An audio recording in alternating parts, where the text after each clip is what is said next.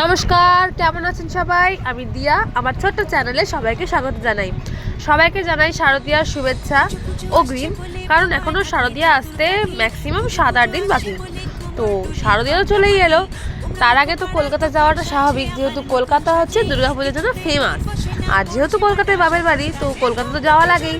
তাই বেরিয়ে পড়লাম আমি, আমার ননদ, আমার মেয়ের সাথে আমার হাজব্যান্ড। কারণ যেহেতু রাতের বাসে যাব, তাই জন্য আমাদেরকে হাজব্যান্ডকে সঙ্গে নিতে হয়েছে, নাহলে আমরা একা একা চলে যেতাম। আর একে দেখো, বাসে ওঠার সঙ্গে সঙ্গেই ওকে দায়িত্ব দেওয়া হয়েছে যে বাসের সিটটা পরিষ্কার করার। তো যাই হোক, বাসে ও সিট পরিষ্কার করার পরে আমরা একটু নেমেছিলাম, কারণ বাস ছাড়তে তখনও মোটামুটি কিছুক্ষণ টাইম বাকি ছিল। আর বাসে ওঠার সঙ্গে সঙ্গে আমরা সবাই এখানে ধপাস করে শুয়ে পড়েছি, কারণ বাসটা এত পরিমাণে ঠান্ডা ছিল আর এত কমফোর্টেবল যে আমাদের ঘুম চলে এসেছে বাসে ওঠার সঙ্গে সঙ্গে।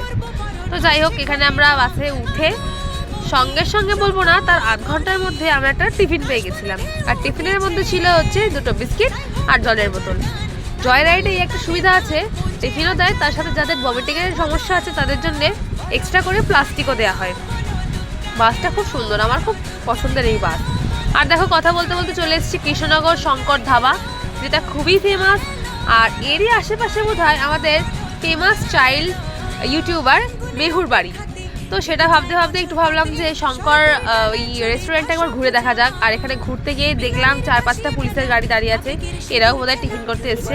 ব্যাস, বাসে উঠলে আমরা সেরকম কিছু একটা খাই না, কিন্তু খাই না বললেও তো চলবে না, শঙ্কর ধাবাতে কিছু একটা কিনতে হবে।